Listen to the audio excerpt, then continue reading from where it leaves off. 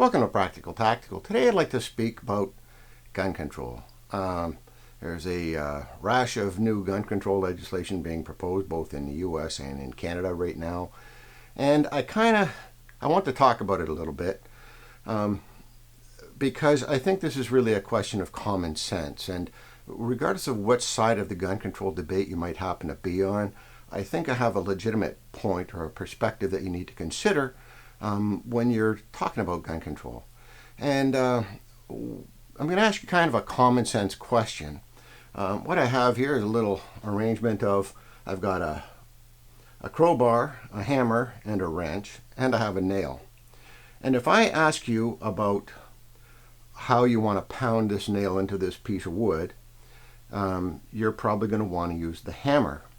Now, if I take away the hammer, and I was to offer you $1,000 to pound this nail into the piece of wood with either the wrench or the crowbar, would you take me up on it? Would you want to pound that nail? Would you want to get that $1,000 reward for pounding the nail and using what is less than an ideal tool?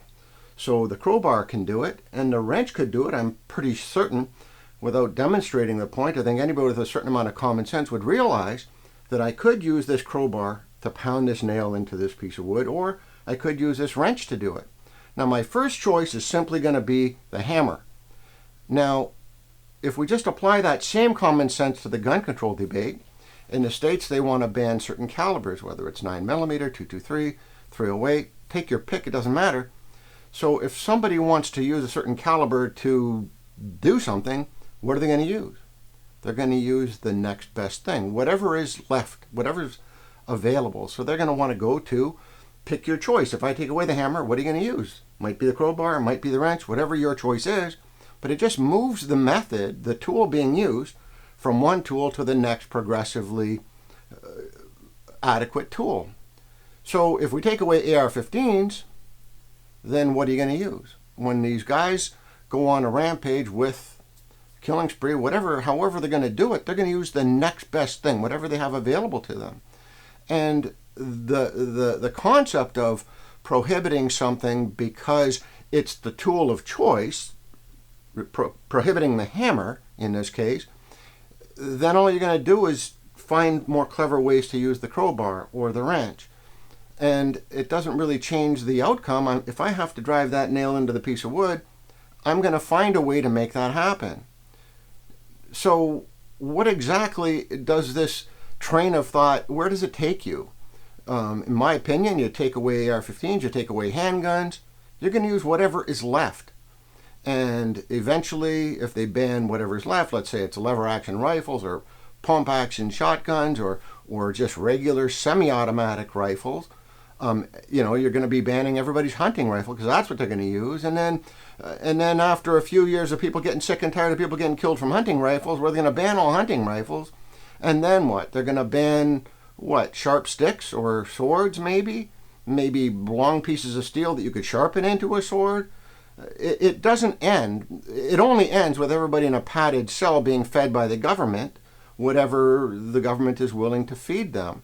It just, when you take it to the logical conclusion of the, and then what? Okay, so you put this law into place, and then what? What do you have now?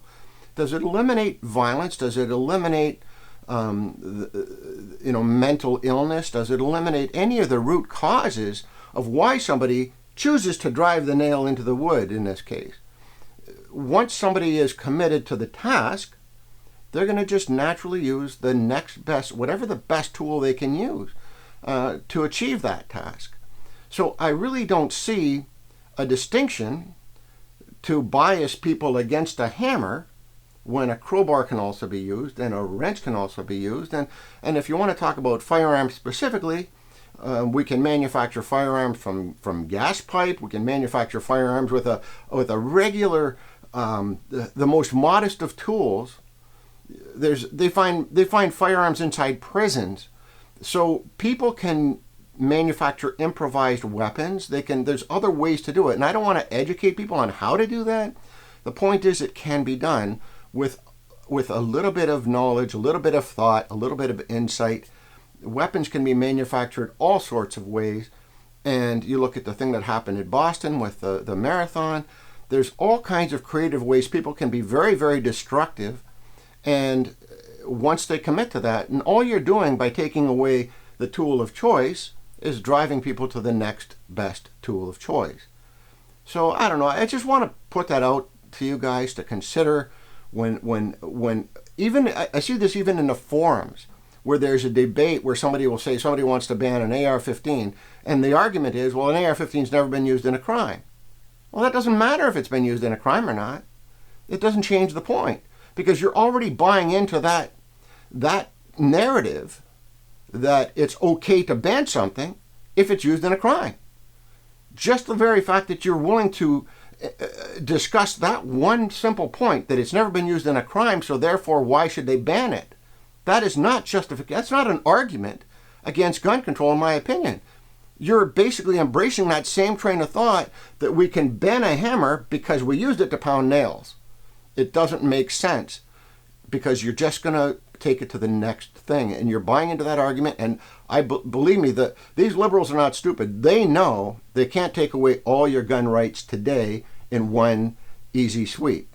So they do it one step at a time. And the step is, in Canada, they're going after handguns right now. In the United States, they're going after your assault rifles and high-cap magazines, which have already taken away here in Canada. So it's just one step at a time. They move in, they encroach on your rights, or in Canada, where they like to call them privileges. But however they define it, they're just going to do it a little at a time. They can't just pull the rug out right from under you. That'll cause too much outrage. So they do it a little at a time. Let you get used to that, and then they do the next thing. So what are they going to ban? They're going to ban the hammer first, and then they're going to ban the crowbar, and then they're going to ban the wrench. Whatever they find is the next favorite, and they're going to use that to weaponize basically the entire anti-gun agenda against firearms. So, I just want you to consider that when you're talking in the forums, when you're arguing about whether a gun's used in a crime. It really doesn't change the narrative in any way. The person has made a commitment in their mind, these perpetrators have made a commitment in their mind to cause harm to other people, and to them, they're just going to use whatever tools they have available to them to make that happen, and to make the most amount of noise and to inflict the most amount of pain. And nothing is going to change that. No gun law is going to change that. This is a mental health issue. It's probably a financial issue. I don't know the economics statistically about. I think that when there's a wealth imbalance, that causes a lot of disagreements and desperation with people. And I think those are more the root cause of this violence than the existence of the hammer in this case. So I really want you to consider that. And regardless of what side of the gun control debate you're on, if you were to ban all firearms tomorrow, there's just one more point I'd like to make, and it's if they were to eliminate firearms throughout North America. If you woke up tomorrow and there were no firearms, it wouldn't be the elimination of violence. Violence would just take another form, whatever that form is, and it would be whether it's swords or spears or sharp sticks, rocks. Violence has occurred since the Middle Ages. It's always been. The people have always found ways to hurt each other, and it just doesn't change anything but the method. And you could say that, well, a hammer is made to pound a nail, and therefore it's no good, it should be eliminated. But the thing is, it's just a matter of what you choose to believe. Because a hammer is not necessarily made to just pound nails. A hammer can be used to pound other things. It can be used to pound on people. It can be used to pound on anything you want. The thing is it's generally intended to be used to pound nails in modern society. But once you take away the guns, this very hammer could very well be the next best murder weapon. And I just, it's just common sense. I want you to think about that a little bit. That where does it go? Once they ban the demon of choice, the AR or the handgun, whatever it is, just think about what's left and where does that go? It doesn't change the outcome. It just changes the method in which they get there. So this is Practical Tactical. I want to thank you for watching. I know it's been a bit of a rant, but please consider what I've offered today in this video. It's really a heartfelt thing to me, and I hope you give it due consideration. So thank you very much, Practical Tactical. We'll see you next time.